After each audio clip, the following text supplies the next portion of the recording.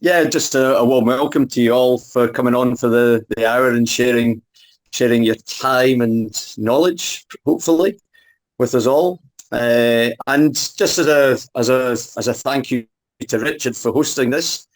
Many thanks again, Richard. Much appreciated. Much appreciated. And the idea behind this is really just for involvement and just getting people to share, really, to share ideas and to share concepts, I suppose, experiences, because we can all learn from one another, and that's really what the BSD is about. Is sharing the information, and there's no right or wrongs with the information we're sharing. It's just how each of us have found these things. My own self, I've been involved in dowsing for about 8 or 9 years now, and particularly in the healing aspect of dowsing. So these Thursday evenings that I'm hosting, tend to have a slant into healing, but it's not a prerequisite. So any dowsing topics that come up are okay. There's every chance that you'll want to know something out there that I don't know. But somebody else in the group might know, or somebody else on tonight might know. So we can all pass on some of our knowledge and experience. Over the course of the month, I had 2 or 3 questions came in as regards to certain aspects of the dowsing work I do. And so I'd just like to address those 3 questions first and foremost, because they sometimes grow arms and legs as we discuss them. And it's really to try and make sure that we cover the 3 questions that I start in that way, if that's okay with everybody. So the first one was really from David Charman. David, if you're on tonight, welcome and thanks for your question. It's really about the chart that I use and the colours, and how were those colours arrived at. Well, it's very kind of you to say my chart. It isn't my chart. It's a chart that I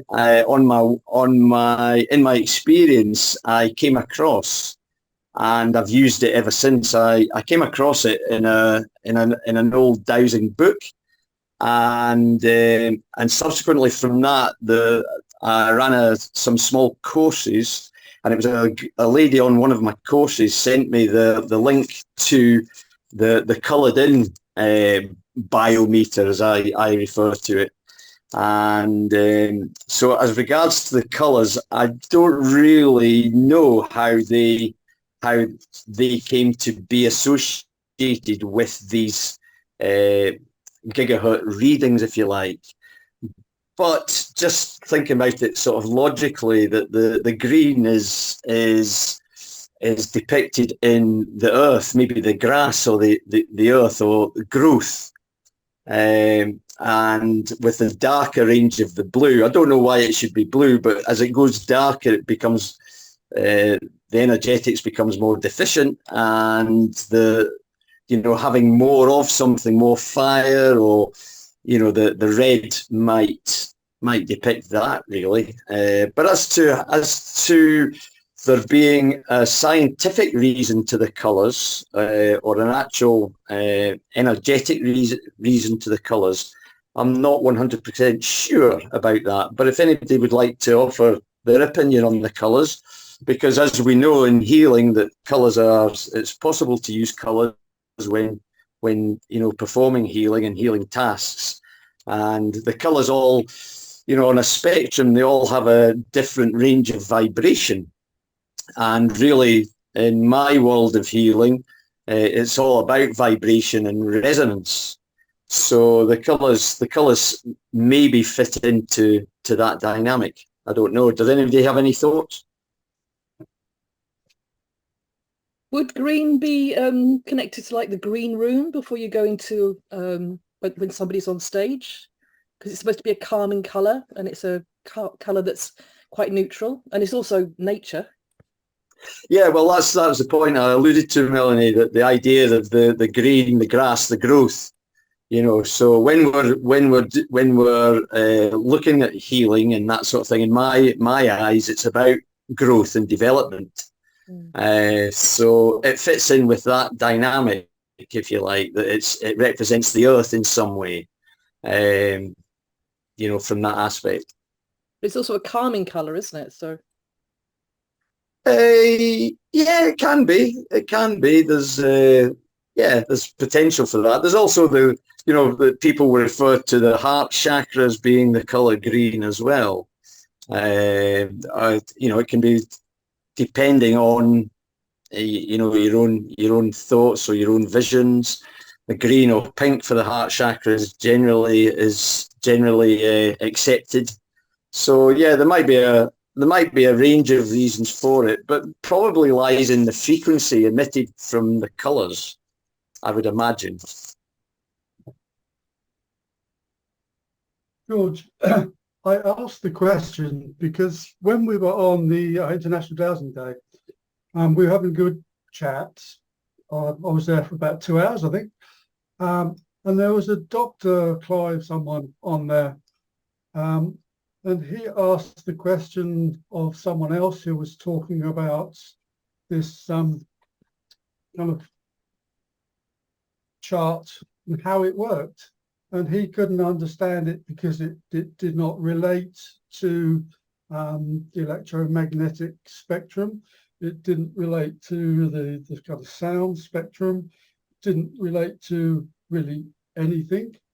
And if you look at the colours that science kind of provides with the lower frequencies,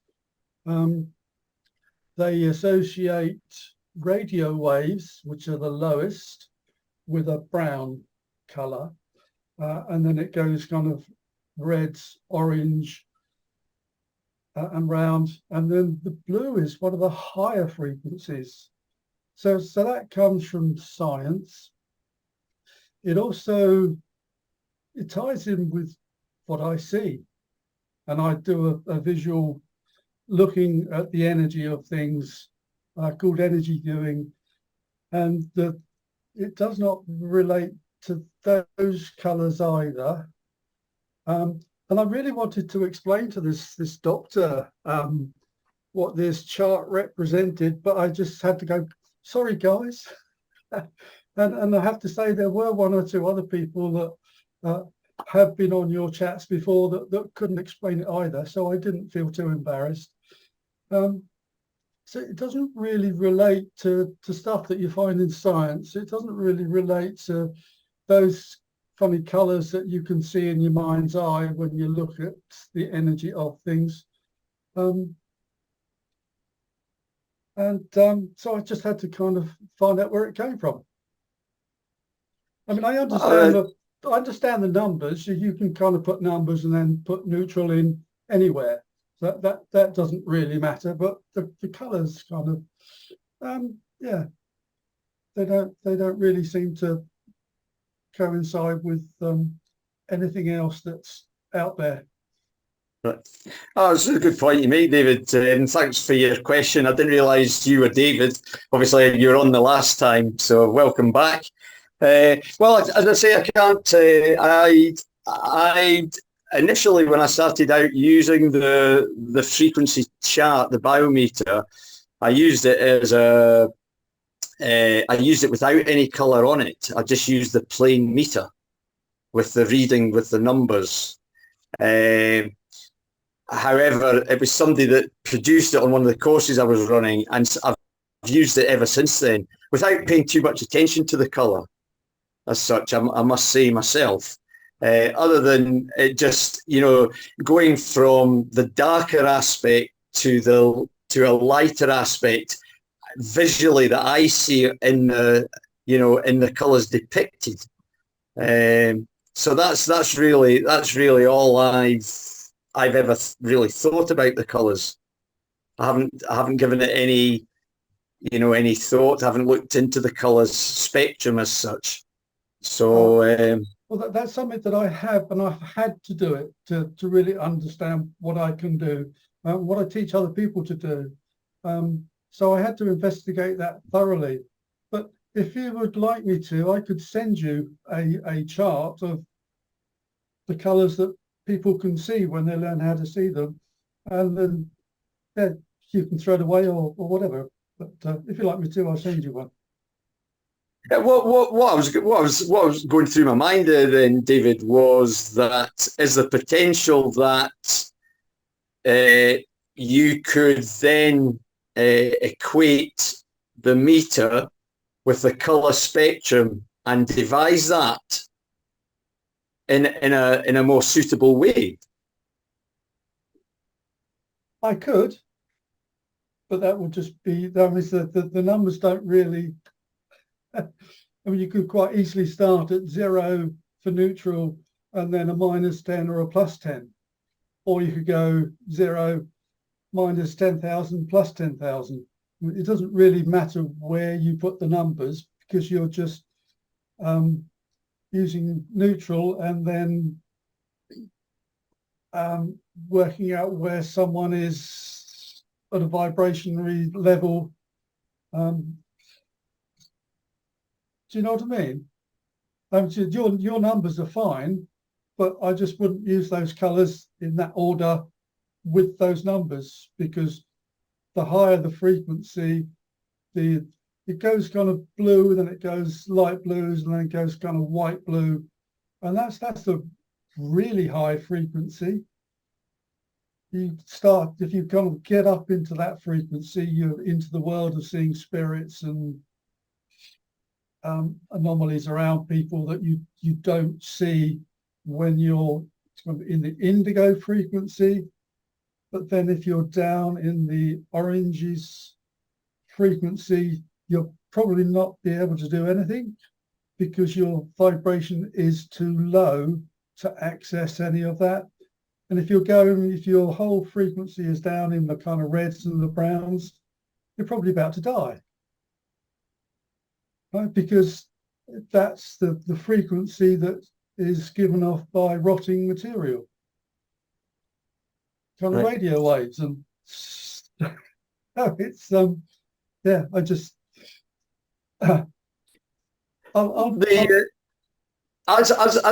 as regards to the chart that I use, I don't actually use it in a scientific way, if you like. I use it as merely as a gauge. So the aspect of determining if somebody's low or in excess energetically is the important aspect, rather than the actual gigahertz that they're emitting or vibrating at. So I don't, as to the being definite or defined in a particular vibration, to me, well, it's not something that I do as such. It's not something that I see as being particularly important in the aspect of healing. I see. Right. But my worry would be if someone got hold of the chart and they decided that someone's color frequency to improve their health was red, and they had the power, and not many people do, if they had the power to change that person's frequency to dark red, it would instantly give them headaches, it would overheat them, and cause serious damage. You see, that's I'm looking at the bigger picture and what people get up to. So if someone tried to do that, they could actually cause damage. So well, absolutely, it worries me slightly. Right, absolutely. I mean, I suppose it doesn't matter. Maybe it doesn't matter whether it's through color or whatever. The potential of causing damage is, you can do that absolutely. So the whether or not you would choose to do that through the aspect of colour, well, I suppose it's down to the individual. But I understand what you're saying, that the intention behind something, and the way somebody, or that we intend to help, whereas the potential is we could be doing the very opposite. So I understand what you're saying as regards to that. But I think if you're in in the healing art, if you like, I think the intention behind the thing is really the important aspect, rather than the colour or the frequency that you're exhibiting, or what, I don't know. Does that make sense? It does, but in my world, it's really important. It is vitally important. So, each to their own. Yeah. Guys, can I just interject? A few people have got their hand up, would like to come into the discussion. At the top there, I've got Alison Denham. Would you like to come in? I'm unmuted anyway, sorry, I didn't realise. I haven't been to a Dowsing Café before, so I don't know if I'm saying things that everyone knows anyway, but you know that the chart probably came from Dennis Wheatley, his Essential Dowsing Guide, which I noticed was first published in 2000. So I don't know if this is the origin of the biometer. Personally, I can't see that colours add anything to understanding. And Dennis Wheatley would use it on standing stones, stone circles, medicine wheels and other sacred sites. And I myself have used it at Holy Wells and got a really high reading there. So I wonder if it's meant for people anyway. I don't know. I haven't attended before, so I maybe I should wait and see what things are like before I say anything. No, not at all. It's all relevant. Thank you. Okay, thank you, Alison. The next in line looks like Maeve Calvert. Hi. I just wanted to point out that I don't know if people have found it before, but there's a website called subtle.net, subtil.net, and that's actually for the creation and uploading of dowsing charts. And there are lots and lots of charts on it that are in a very similar format to that one. So it's possible that could have come from that website. Somebody could have created it and uploaded it, and somebody else downloaded it at some point. So that's all I was going to say. Can you put that in the chat, Maeve, the website? Yeah, I'll try. And next in line is Melanie. Hello, thanks Ali, thanks Maeve. I was just showing this chart to my husband because he's an artist and teaches art, and he said it's the electromagnetic spectrum, which he's familiar with, and he said the colours are more the vibrational, but the red is a slower, but it actually heats up, which is why it's red, and the blue is quite a high frequency, but it's cooler. So he doesn't know how it would relate to healing either, but he said he's pretty sure that's where it comes from, as the colour. I have no idea. Does that help? Does that hinder? Is that confused? Thank you, Melanie.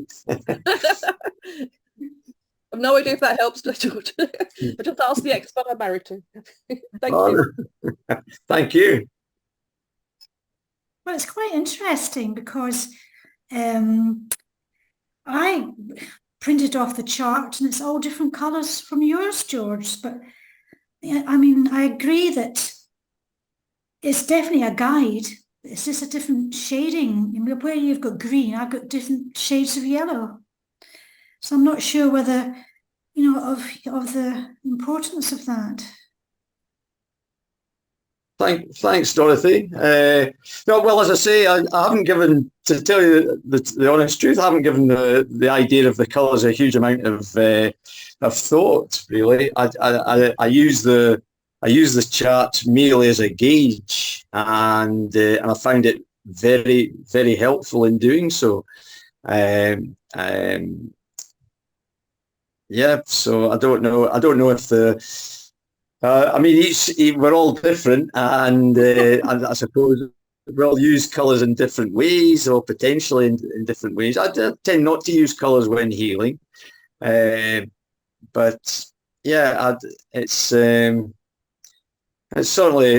worth exploring. Thank you. Chris Tunn's got the hand up. Come in, Chris. I can perhaps have a little bit on the history of that sort of chart. It goes back to a French dowser, a Monsieur Bovy, or Bovis as he gets called in the UK, and he labelled his chart in angstrom units, which is a measure of the wavelength.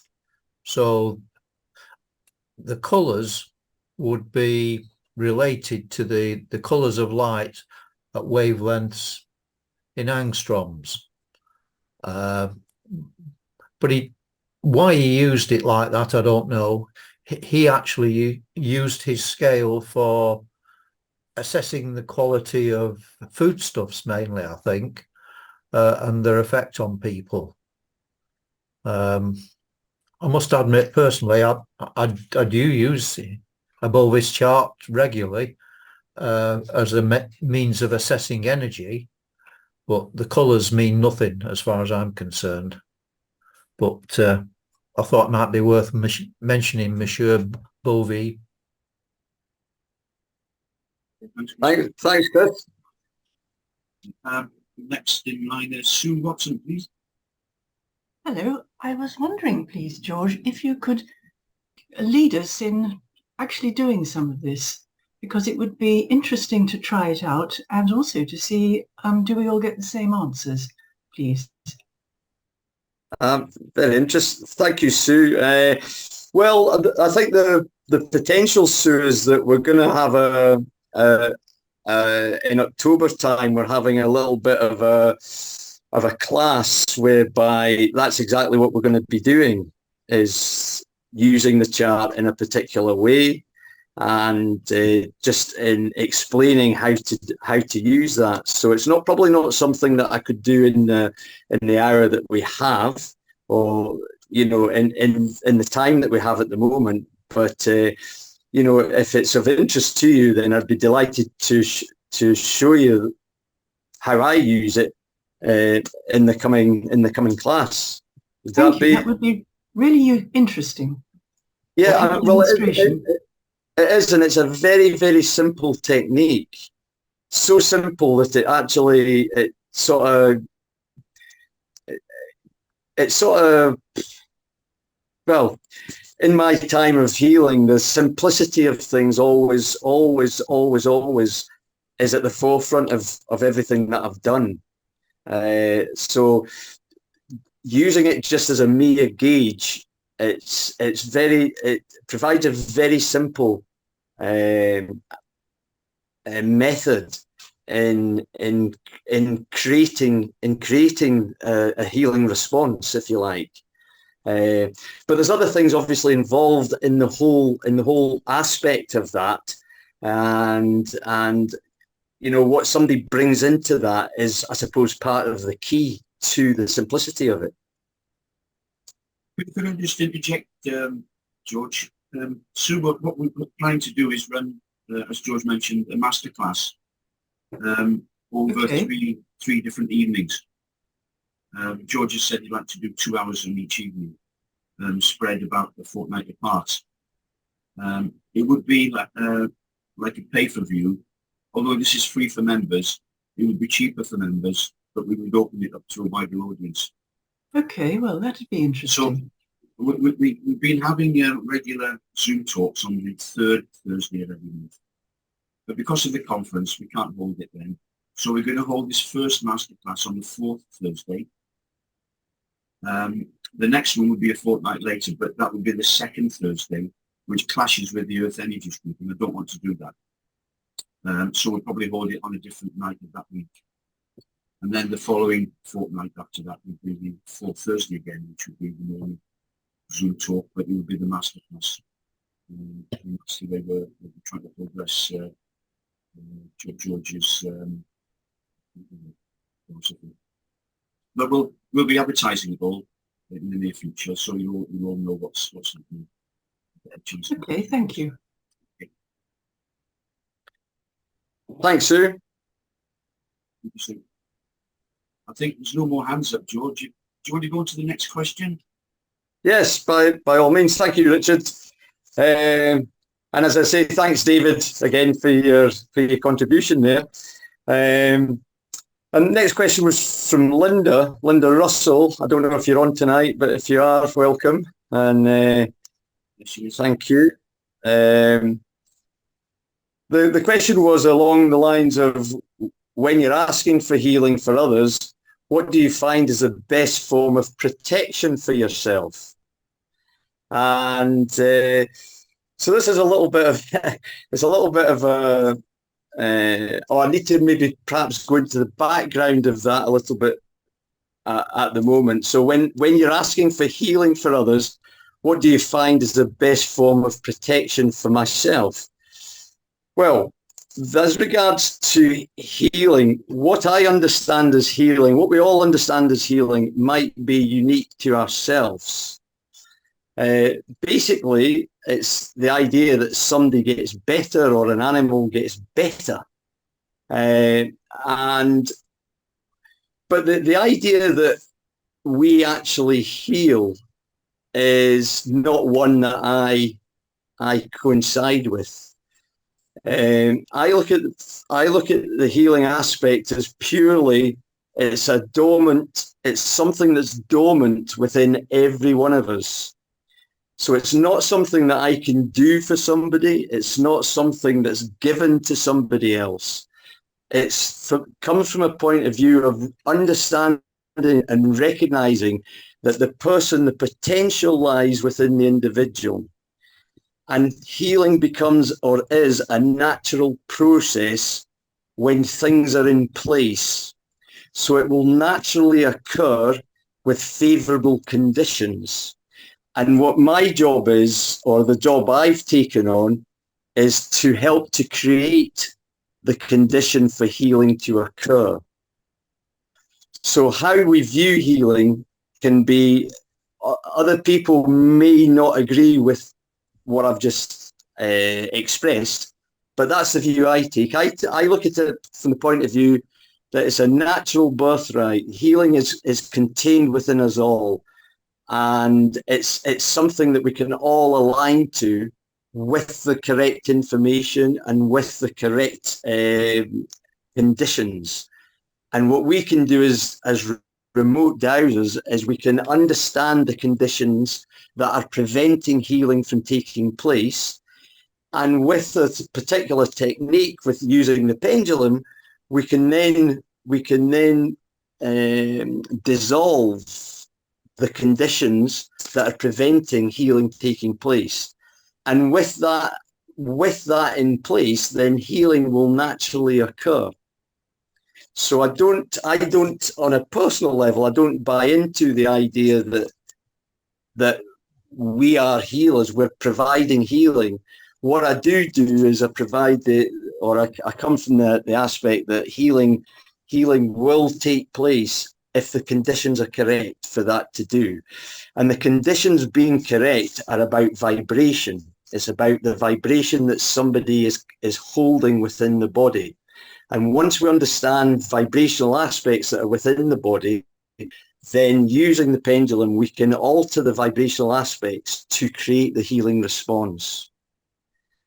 So leading on from that, as regards to protection, I know within the BSD there's a large aspect about protection, and we need to protect ourselves.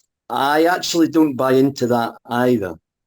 And I come at it from the point of view that as regards to protection, protection's about the minute we go to a place in our minds that we're needing protected, we're creating something to protect against.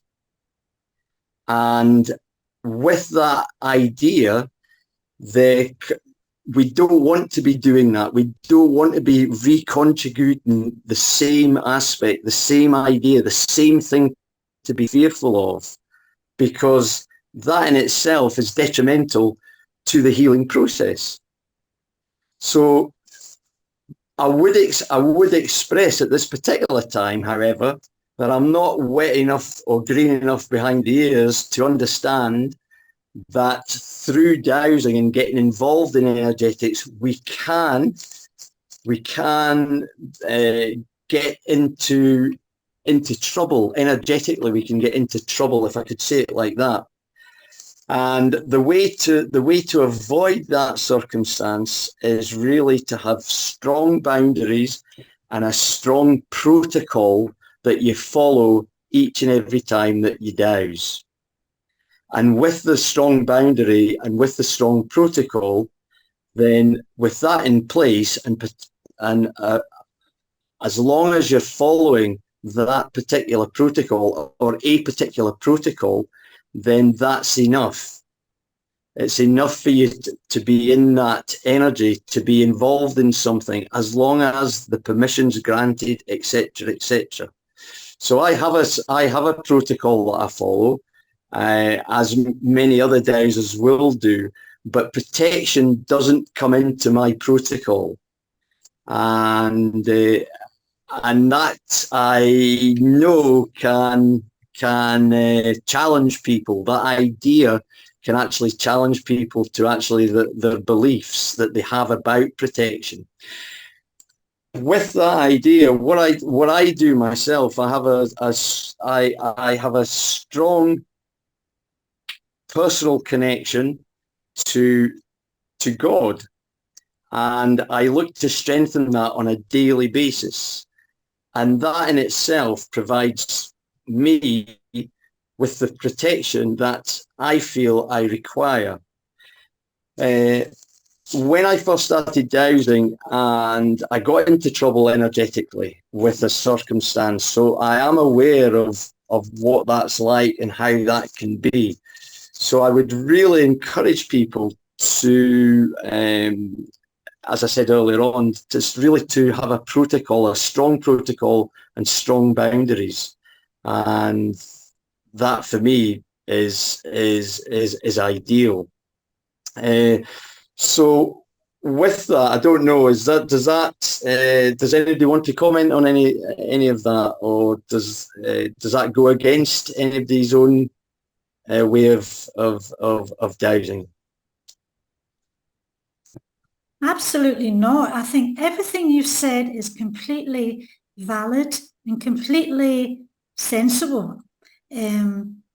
So yeah, I fully agree with every single word that you said. I've got no questions to ask. I think it's the way you put it across is just very good. Thank you, Dorothy, but it's very kind of you to say. I was taught energetics back in 2000. I was taught about bioenergy healing, which is a hands-off healing, using your hands like magnets around the body almost. And the gentleman that taught me, I was very, very fortunate. I got taught by a wonderful chap who's now living and residing out in Canada in Vancouver. But I go back to many of his teachings that I had at that time. And he was very, very, very much into the idea around things like the following protocol, strong boundaries, and not going into the aspect of generating fear through protection. So yes. when I started dowsing 8 or 9 years ago, I carried that same idea into the dowsing process. Mm-hmm. I had a very strong and unpleasant experience in my early days of dowsing, where I got into trouble with my own energetics. And so I'm aware that can happen. But interestingly, that time I did it, I was doing it. I didn't follow the protocol that I have, and I was doing it. I was coming at it from a point of view. I was being trying to be a little bit gallous in what I was showing people at the time. So from a personal point of view, I came at it from a wrong direction, from the wrong place. But as far as the overall idea of protection, I don't. As I've said, I don't really buy into that concept. And of course, that experience you learn so much from. Well, they say through the darker experiences is where we learn. So I would like to think it held me in good stead, yes. And at that particular time, as I say, I was very wet behind the ears as regard dowsing and energetics. And so I know from my own experience how we can involve ourselves, and and these things can be ultra quick. You can go from one state to another very quickly, and it can be disconcerting. However, in the fullness of time and understanding things a little bit broader or a little bit better in my own way, then I've come to recognise that that was a very strong level of experience to teach me really about that. Now, the other thing as well is I've on my journey, I've met people who have dowsed into all sorts of aspects, and that goes for not only the lighter things in life, but the darker aspects of life as well. And what I keep maintaining is we've got to be very careful about what we're dowsing into. And the thing about using a chart is when we understand that everything has vibration, that it doesn't matter what the vibration is. If we can determine what the vibration of something is, then we have a choice that we can make about that vibration. But if we're looking at things as an aspect of looking into the darker aspects of things as being dark or evil or a harmful spirit or whatever that may be, then we open ourselves up to that very aspect. But if we keep everything in aligned with vibration, then it is purely a vibration. Mm-hmm, mm-hmm. Yeah. So we don't have to go there with our mind. We don't have to create that in our mind. What we can do is we can understand things at a vibrational level, and we can understand that we can alter things at a vibrational level as well. Mm-hmm. Great. Thank you. Anybody else would like to comment on anything we've been speaking about? Alison has got a hand up. Do you want to come in, Alison? Yeah, I hadn't thought about that before, about protection, creating something to be protected against. But that's I'll ponder that. I can think of a couple of examples where I haven't been allowed to do something because I wasn't protected enough. But I do more sort of spirit-led dowsing, so I'm sort of led places. So yeah, I'll ponder that. I'm not sure there's an absolute answer. I mean, I can see that's a very effective way that you've got of understanding things. I don't think it would work for me not to be protected. Well, the idea, Alison, is about the minute we start to protect ourselves, we're lessening our own power. We're lessening what we're actually capable of. But I don't want to be capable of anything. I just want to... We're setting ourselves up to become a victim of something. Whereas if we don't go there in our minds, there's no need to go to that place. I think my protection would be more generalized. Sort of just for whatever situation spirit leads me to. I may do something without really knowing what I've done, but I've just done as asked. I understand what you're saying, definitely. Thank you, and I wouldn't have thought about it otherwise. So thank you. So thanks, Alison. I'm not saying there's a definitive to this either. I'm just saying that the idea behind it comes from comes from my own personal understanding of energetics. But what we have to do, what we have to be, is we have to work in a way that's best for ourselves. So, finding our own way with that is important. And what works for one, as you say, may not work for the other. But the whole idea of the not going with protection is really the flip side of that, is strengthening our connection. Yeah, I do that. I do the Susan Collins protocol, and that's quite robust. So I sort of power up the good and don't create any bad by protecting yourself against it. I hadn't thought about it like that. Thank you. Oh, well. George, could I bring David in now? David Chalmers. Yes. Hi, David. Can I pick up on something Ali said? Yeah. Hi, Ali. You said you don't want to be capable of, or you don't think you want to be capable of anything. So why are you learning how to dowse? Because the art of learning how to dowse makes you capable of much more than you would if you didn't dowse. I might have said something carelessly. Remind me what I said. Well, you said you didn't want to be capable of things. Oh, I see what you mean. It might be that I can see where you got that from. Sorry, Ali. I don't. You know me, awkward to the last. Yeah. Well, I know. I expect nothing less of you, David. No, I do what's if something's given to me, then someone thinks I'm capable of doing it. So I'm not. Or some being thinks I'm capable of doing it. So. Well, but you're the being that needs to think that you're capable. If I'm offered it, I believe that I am, even if I don't believe it, even if I don't feel it.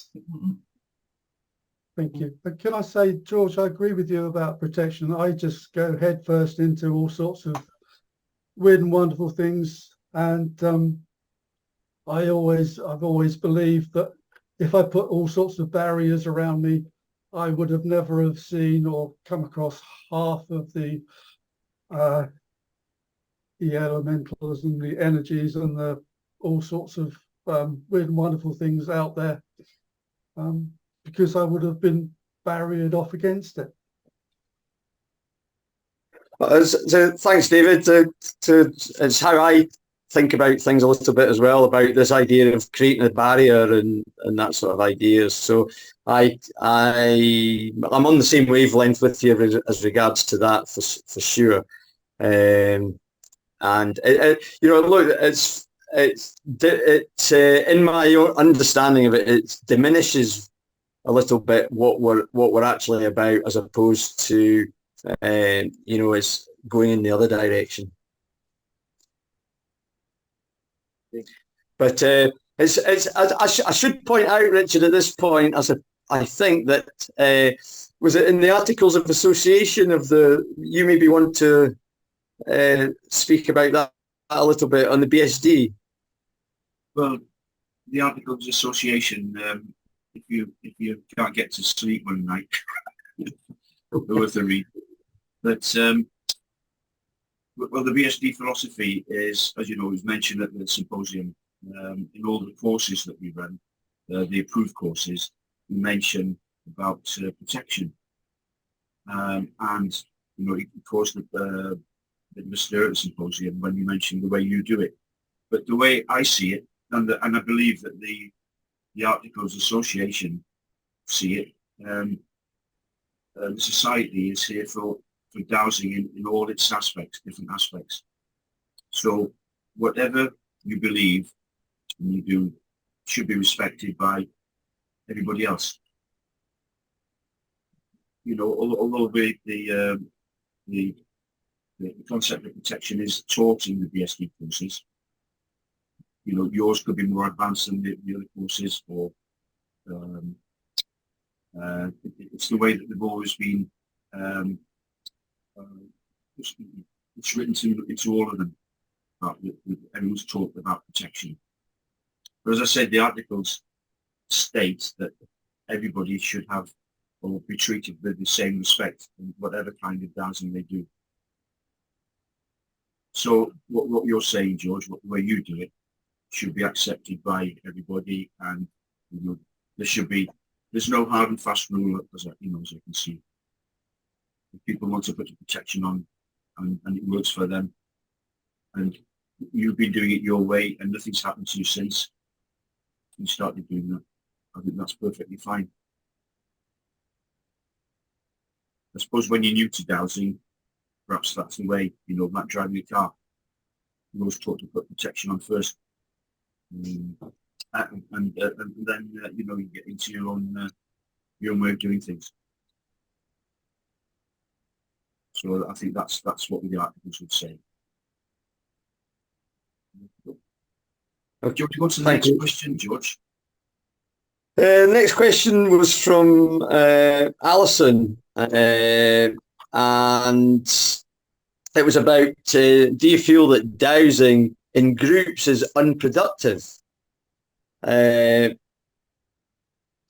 So that's on a very much on a personal level.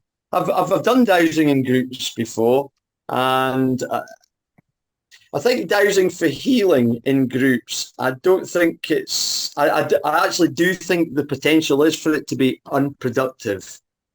As regards dowsing for other things, I'm not sure, but specifically in for healing circumstances, then the potential is it could be unproductive, and I suppose that really comes from the point of view of that for me and healing or in using dowsing for healing, the biggest thing in it that I feel, what probably one of the biggest things in it is to the responses that you get from your clients, or from your targets, as I like to call them. But is through the clarity of the dowser, the clarity that you hold as the dowser.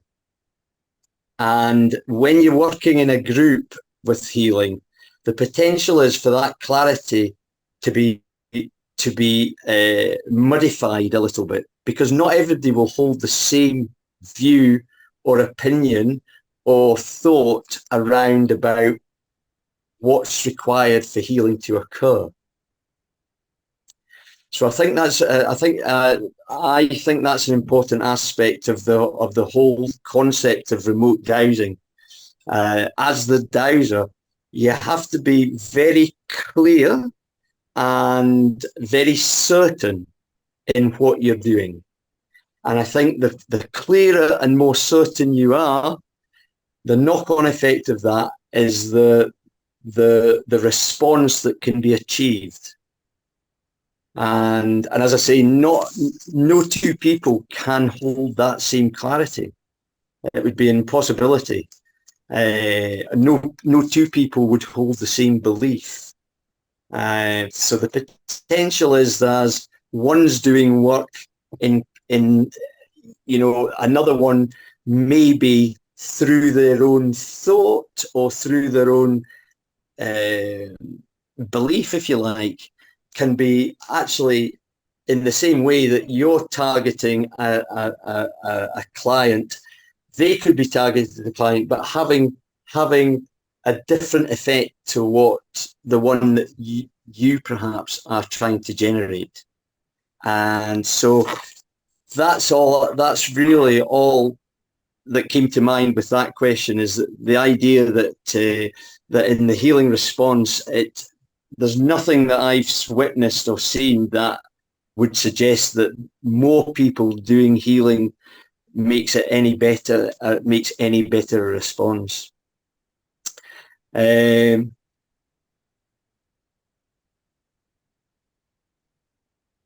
So yeah, that's what I'd say. I don't know if anybody would agree with that, or has anybody got any other experience of dowsing in a group that, as opposed to singly?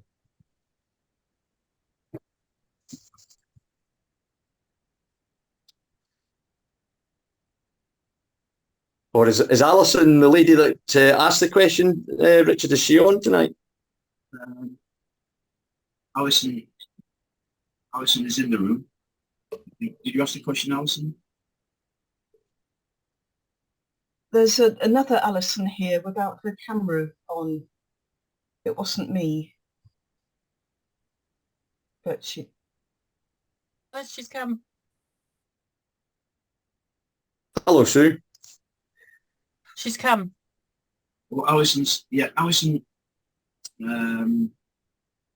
think you're sitting on the sofa. Did you ask the question tonight? Okay, different Alison. I think George had his hand up.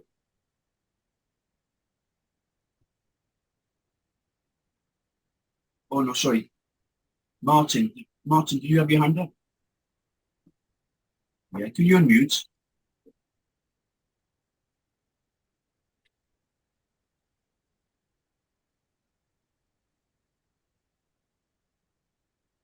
Can you hear me now? Yes.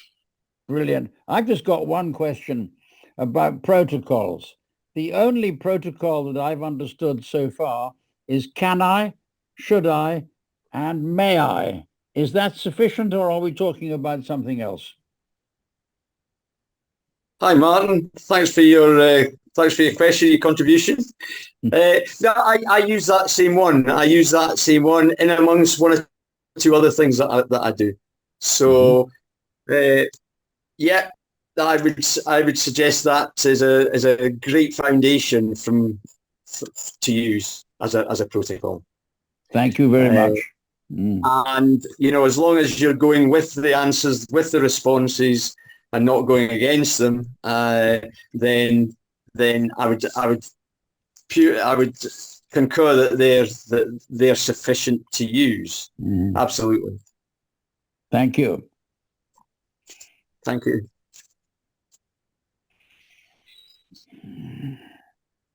I would just, it's a good point, Martin, if I could just expand on it as well, if that's okay.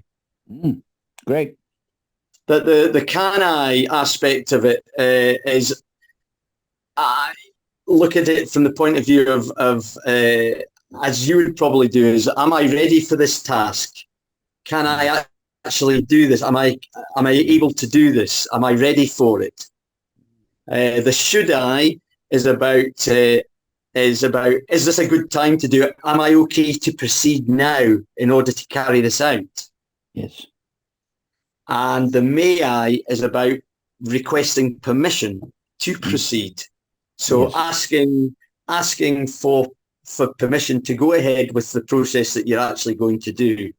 So those are the sort of the can I, should I, and may I cover aspects whereby we're asking, are we capable of doing this? Is this a task I should be involved with? Is it okay to go ahead now, and do I have the permission of everybody involved to go ahead? Basically. So that's how I've interpreted that sort of protocol. Yes. Thank you. Thanks. And that, I think, Martin, would I be right in saying that was probably a Dennis Wheatley one, instigated by Dennis Wheatley. I think I came across that in one of his books at one time. Is that something you could Is that something that where you got it from? Is it, or were you taught that through somebody else? Sorry, were you talking to me, Martin? Yeah, yes, Martin. Yeah, Yeah. I was saying. I Yeah, got sorry. that during my training with the Dowsing Society. Ah, right. Okay. Yeah. Although I did used to read Dennis Wheatley's books, but that was a very long time ago. Ah. And do you still use that protocol? Yes. And it's always I think so. But I am very new to this. I'm a beginner. All right. I think we all are. Yeah.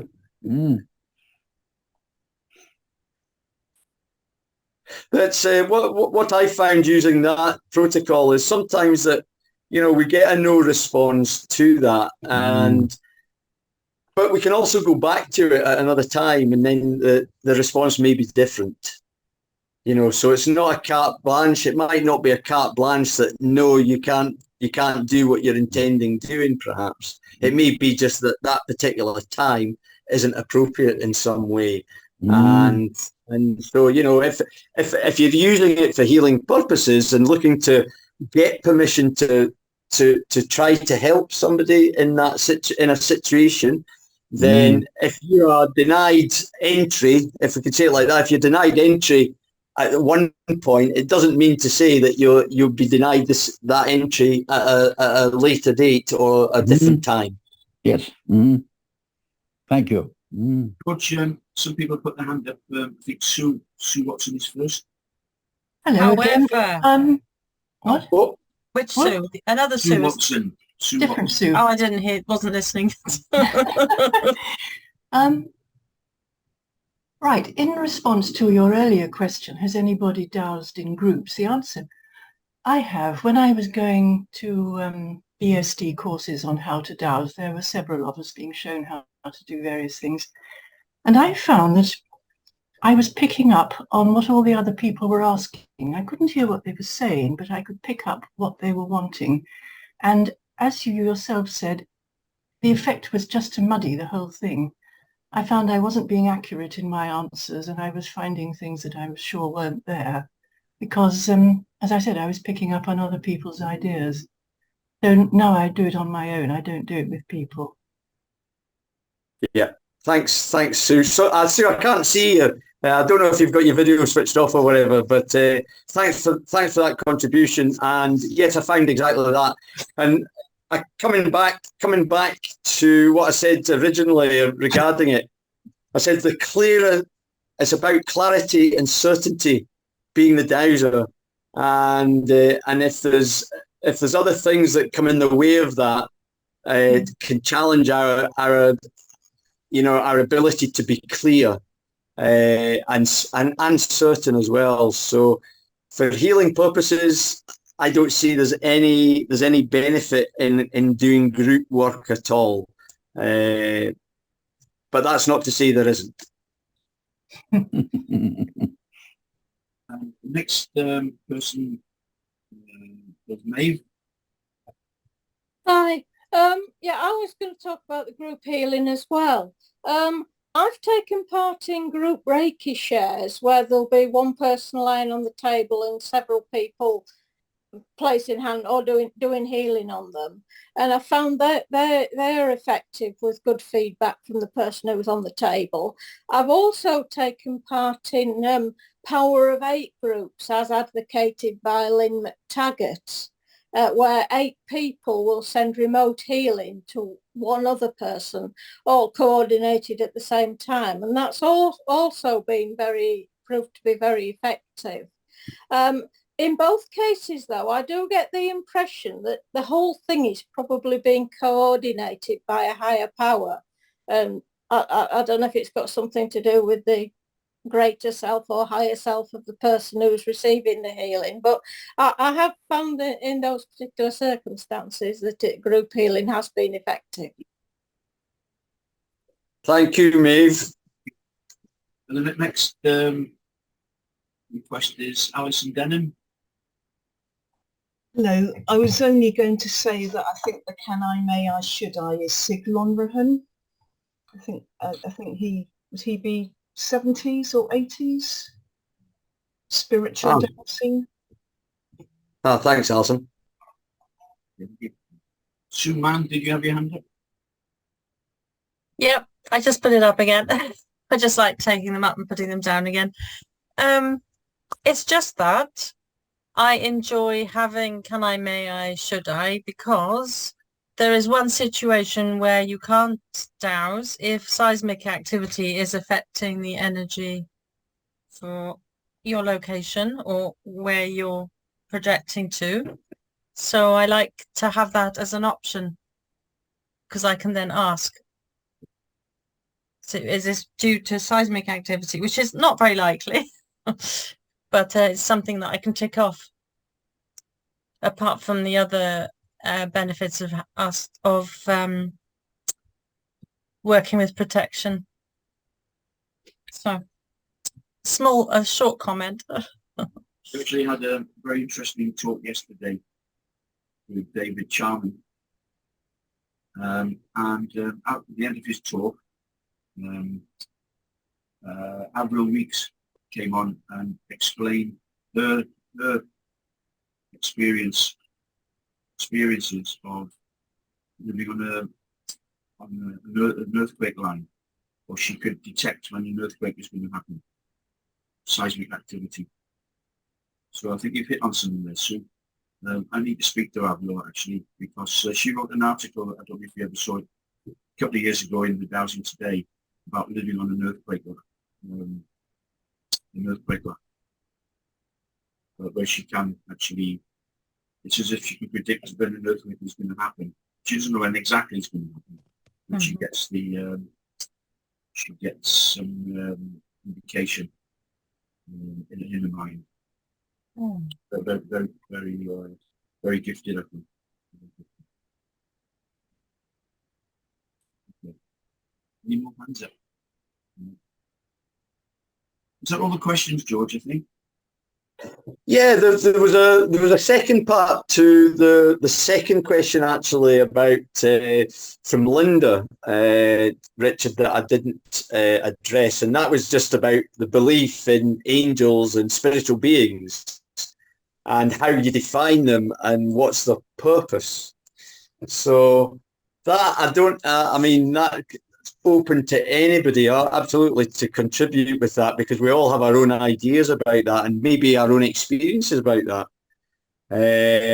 So the angel and the spiritual beings and how we define them. Does anybody have any contributions to that, to these ideas?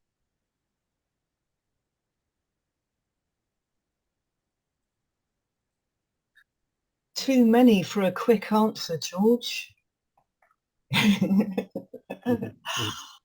Way too many for a quick and concise answer.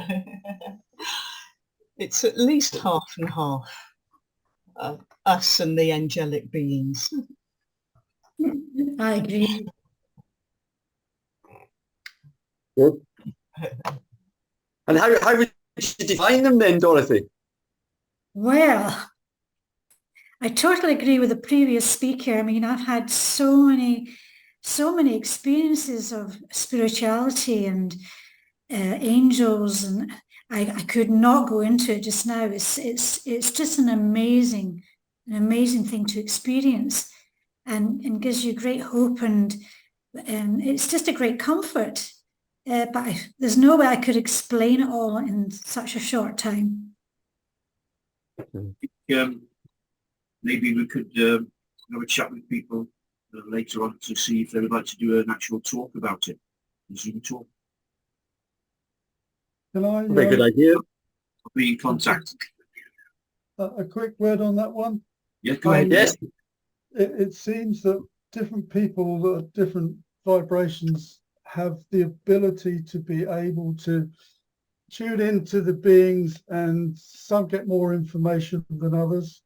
I see them quite often, and I've even been attacked by an elemental, which was, I say I go diving into strange places, and whatever happens, happens. Well, a couple of times it's been definitely been attacked, but I still don't protect myself because that was all part of the fun.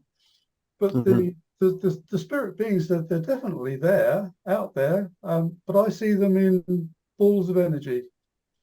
But if someone else was to look at that ball of energy, they might see it as an angel or a fairy or something else, depending on what that organized ball of energy wants to communicate with the person. Could I say something? Yes, go ahead. I have very regular contact on a daily or even hourly basis with my guardian angels. I think there's more than one because I've kept them quite busy. And whenever I have any doubt in my mind as to whether or not I'm moving in the right direction, I get a gentle pat on the back, which I feel. And it's a lovely feeling. It's a sort of reassurance. Yes, go ahead, Martin. You're going in the right direction. Thanks. Very, very good, Martin. Well done. Lovely. What do you feel if you're going in the wrong direction? That hasn't happened yet. Okay. But thank you. I'll think about that.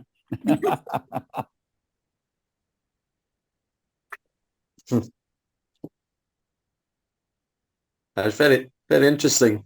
Very interesting. Can I just say, George, thank you to you and everybody for answering my questions. Thank you. Thanks, Linda. Nice to see you. Thanks for coming on. And thank you for your question. Fine. I hope you've taken something from it. Yes, I have. Yeah. Thank you. Thank you. Thank you.